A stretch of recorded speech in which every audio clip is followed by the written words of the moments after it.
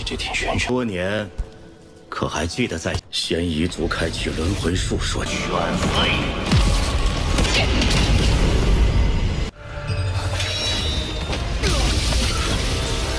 快养好伤吧，死前定会毁掉修行。如此之人，为了朱雀之位。 Halo guys, welcome back to KD Universe. Yes, di minggu malam ini kita bakal melanjutkan si Abang Wang Lin. Wah, di part ini bakal seru banget guys, karena ternyata Wang Lin itu bakal dijadikan sebagai kandidat untuk menjadi penguasa planet Phoenix. Kok bisa Min? Pasti pada kepo juga kan kenapa ini semua bisa terjadi. So nggak perlu banyak bacot deh, langsung aja kita masuk ke intro ya guys ya. Hehehe.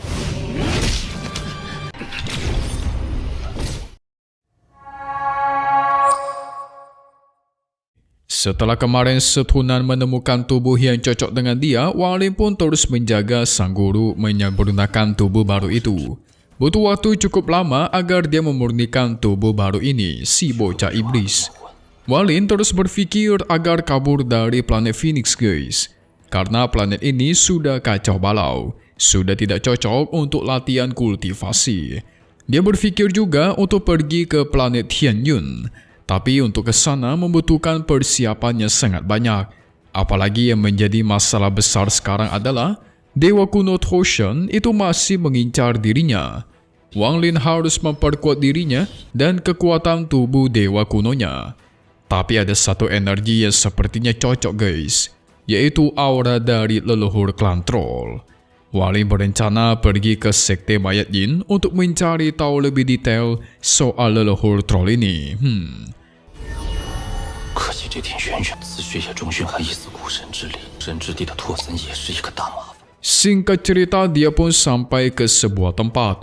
Di sana, Zhou Tai sudah menunggu dia. Sudah sangat lama mereka tidak bertemu, jadi mereka berdua pun saling mengucapkan salam dan mengobrol dengan santai, sembari meminum anggur. Ketika Wang Lin melihat topi jerami miliknya Wu Tai, dia tahu itu pasti pemberian gurunya, dan gurunya adalah kakek Yun Jue. Soalnya kan si Wang Lin juga pernah menggunakan topi jerami seperti itu, yang waktu itu dipinjami oleh si kakek Yun Jue guys.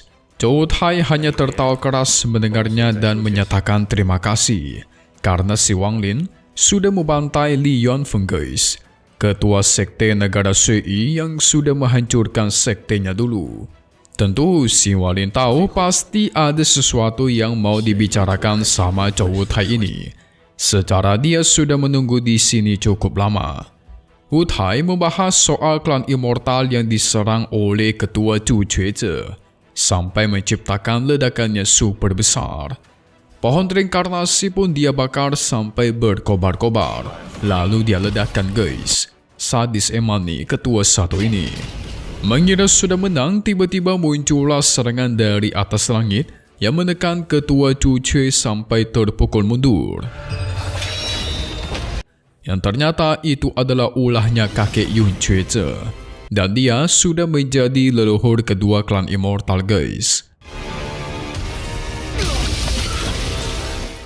Uniknya lagi, dia memiliki kekuatan tingkatan di 10 daun. Buset, itu kuat banget dong. Sedikit fakta menarik, dulu kakek Yun Jue ini satu perguruan dengan ketua Zhu Jue. Mereka adalah muridnya pemimpin Phoenix generasi ke-13. Jadi ini adalah dendam antar murid seperguruan dari masa lalu nih guys. Terjadilah adu kekuatan di antara mereka. Ketua Zhu Jue yang masih ada luka dalam. Dia tentu bukan tandingannya si kakek Yun Jue. Tetapi kakek Yun Jue malah memberikan tawaran guys untuk menyelesaikan perang ini. Dia pengen membagi planet ini menjadi dua sisi. Satunya sisi negara Phoenix, satunya lagi sisi klan immortal. Dan mereka tidak boleh menyerah satu sama lain. Jadi kayak gencatan senjata gitu, damai gitulah guys. Ketua Zhu Jue cuma tertawa dan dia diberi waktu sebanyak 3 bulan untuk menentukan pilihannya. Ketika 3 bulan dilewati, semua klan immortal akan turun tangan mencari dia. Dan ketua Zhu Jue pun pergi bersama dengan para bawahannya. Setelah kondisi sudah aman, leluhur ketiga pun dikirim untuk beristirahat menyembuhkan diri. 快养好伤吧。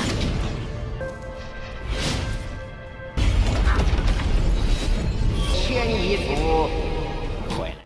Dan tidak lama dari itu, muncullah leluhur pertama klan Immortal yang kekuatannya sudah berada di 11 daun.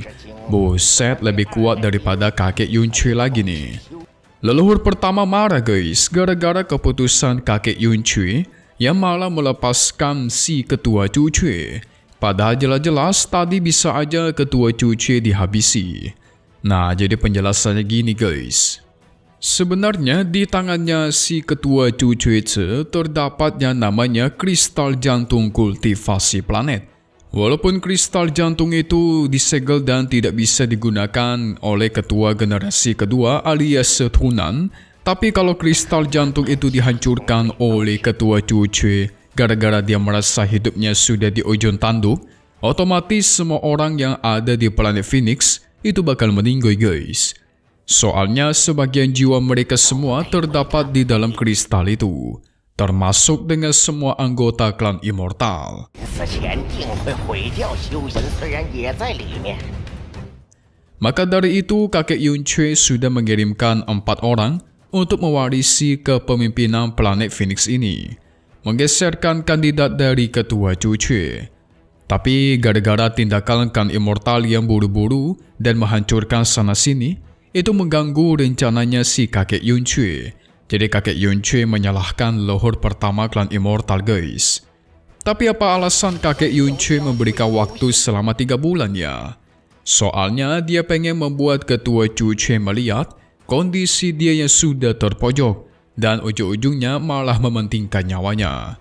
Kalau itu berhasil, pastikan ketua cucu bakal menyerahkan kristal kultivasi planet. Sehingga dengan begitu, semua klan Immortal bisa hidup damai dan mendominasi satu planet ini. Apalagi kan, ya namanya juga kakek Yunchui mengenal ketua cucu sudah lama. Dia paham betul sifat-sifatnya guys. Keren juga ya. Ternyata dalam waktu 3 bulan itu, kakek Yunchui terus beraksi, menekan sekte-sekte yang dibawa kekuasaan negara Phoenix. Banyak sekali sekte yang dia hancurkan tanpa henti, bahkan sekte Chuyun Fei pun dihancurkan.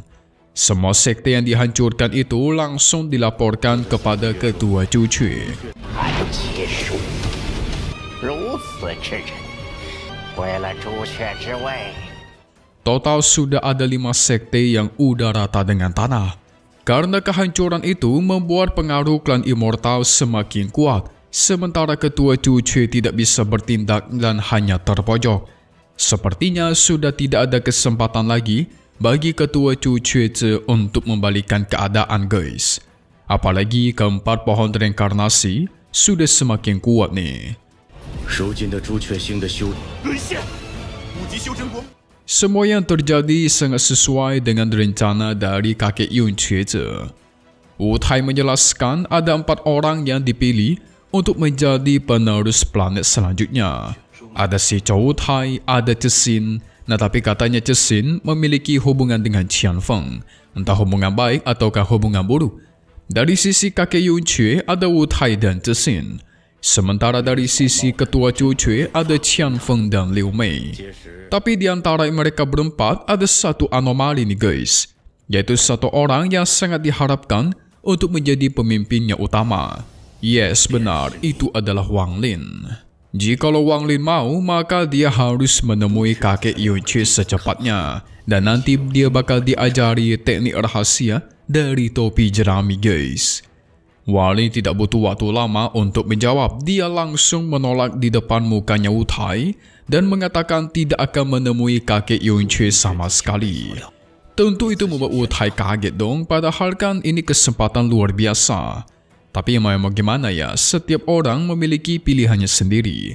Sehingga dia memberikan Wang Lin sebuah slip giok yang berisikan rekam ingatan kekuatan domai miliknya si Liu Mei guys. Dengan harapan kalau Wang Lin di masa depan bertarung melawan Liu Mei, itu bisa dia counter dan dia lawan balik. 我曾与柳梅交手，也罢，这最后半壶酒，告诉云雀子， Setelah Chou Tai pergi, kita berpindah ke Sekte Mayat Yin. Di sana ada seseorang yang bernama Li Qingping. Dia ini adalah pemimpin Sekte Mayat yang sedang asik berlatih. Tapi nggak lama dari itu, dia merasakan ada seseorang yang sangat kuat itu datang ke sektenya guys. Apa yang terjadi? Tiba-tiba tubuhnya membeku dan sebuah jiwa keluar dari dalam tubuhnya. Ternyata selama ini Li Qingping itu dikendalikan oleh sebuah jiwa yang bernama Cai Ito. Dan gak lama dari itu, suara Wang Lin pun muncul, memuji jiwanya Ito guys. Soalnya walaupun dia cuma sebuah jiwa, tapi bisa merasakan kehadiran Wang Lin. Ito memberikan hormat dan memohon ampun. Ternyata selama ini dia melatih kekuatan internalnya untuk bisa merasakan aura di sekitarnya lebih sensitif. Wang Lin tentu penasaran dong dari manakah asalnya si Cai Ito ini, sekte mana dia. 在下修的门内可以察觉到我的存在。 Ito memperkenalkan diri berasal dari planet Tianyun. Oh, mendengar itu Wang Lin langsung memunculkan dirinya guys dan auranya yang sangat mendominasi. Dia sedikit curiga kenapa bisa ada jiwa orang dari planet Tianyun bersembunyi di tempat ini. Ito langsung berlutut karena dia lebih lemah, dia juga takut. Ternyata tubuh aslinya guys sudah hancur karena habis bertarung melawan orang dari Sekte Mayat Yin. Batu gioknya juga terbatas, jadi dia nggak bisa kembali ke planet Tianyun.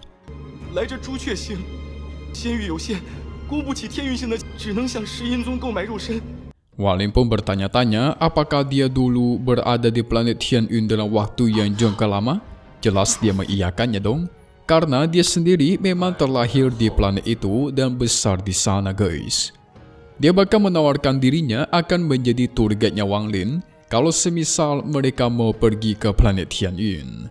Wang Lin memberikan sebuah tawaran yang cukup menarik, yaitu Cai Ito akan menjadi budaknya selama 100 tahun.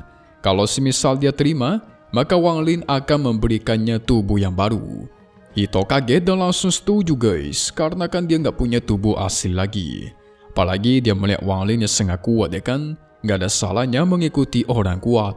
Oleh karena itu Wang Lin mengeluarkan bendera 1 miliar jiwa dan memasukkannya ke dalam. 曹一斗，拜见主人。 Setelah itu Wang Lin sampai ke tempat yang menjadi tujuan utamanya datang ke sini. Ternyata itu adalah tempat penyegelan leluhur klan troll yang ada di Sekte Mayat Yin. Soalnya darah leluhur ini sangat kuat, apalagi tingkat kultivasinya pasti super tinggi. Alhasil dia menggunakan darahnya ini buat meningkatkan kekuatannya guys. Segera dia bangunkan si leluhur yang sedang tertidur. Melihat kehadiran orang lain, sang leluhur langsung meminta tolong kepada dia untuk dilepaskan. Tapi Wang Lin gak mau guys. Dia malah langsung menyerang tubuhnya menggunakan pedang surgawi.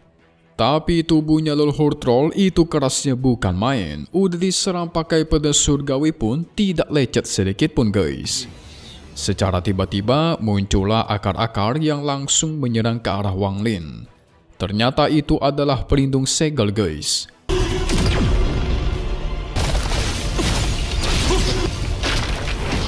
Karena akar-akar ini cukup kuat, alhasil dia mendapatkan ide, yaitu menggunakan akar-akar ini buat menembus tubuh dari si leluhur, agar dia bisa mengambil darahnya guys. Dan caranya itu berhasil. Si leluhur terus mencoba meminta tolong kepada Wang Lin agar dilepaskan. Dia berjanji akan memberikan Wang Lin harta rahasia klan trollnya. Karena Wang Lin tidak peduli, bahkan gak menjawabnya sedikit pun, dia pun mencoba menawarkan hal lain, yaitu menawarkan tubuhnya kepada Wang Lin. Jadi kita tahu guys, tubuh dari klan troll itu sangatlah kuat, bahkan bisa dijadikan sebagai bahan-bahan langka. Gak usah ngomong darahnya deh, tulang dan sumsumnya klan troll aja bisa meningkatkan kekuatan Wang Lin secara drastis. 我愿成为你的坐骑，受听命于你，这驱魔族人，还可让朱雀星。 Mendengar sumsumnya yang sangat bagus, tentu Wang Lin agak tertarik nih.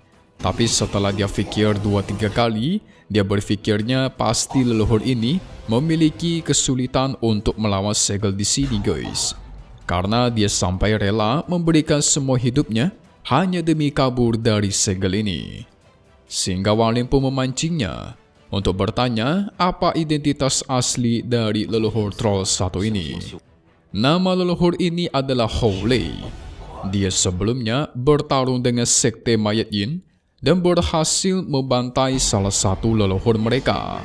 Alhasil sekte mayat Yin pun murka guys, langsung menyegelnya di tempat ini.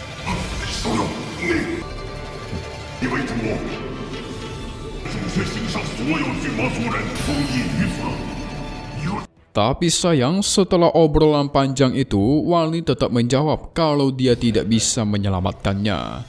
Karena dia sudah selesai mengambil darah leluhur troll, dia pun menyatakan terima kasih guys dan segera pergi dari sana. Ini mah dipermainkan sama Wang Lin nih, kacau nih. Leluhur troll murka dong. Dia bertekad akan menghabisi Wang Lin kalau dirinya berhasil keluar dari tempat ini. Tapi ketika dia mau keluar, tiba-tiba Wang Lin terkena sebuah teknik ilusi. Dia di sana melihat dirinya yang ada di sebuah taman. Dan terdapat seorang wanita misterius guys. Wanita ini kelihatan sangat cantik dan tertarik kepada Wang Lin. Karena dia tahu Wang Lin sangat kuat. Wow, siapakah sebenarnya wanita ini ya? Kalau kita melihat dari teknik ilusinya mirip seperti milik Liu Mei guys. Yang bisa memanipulasi orang.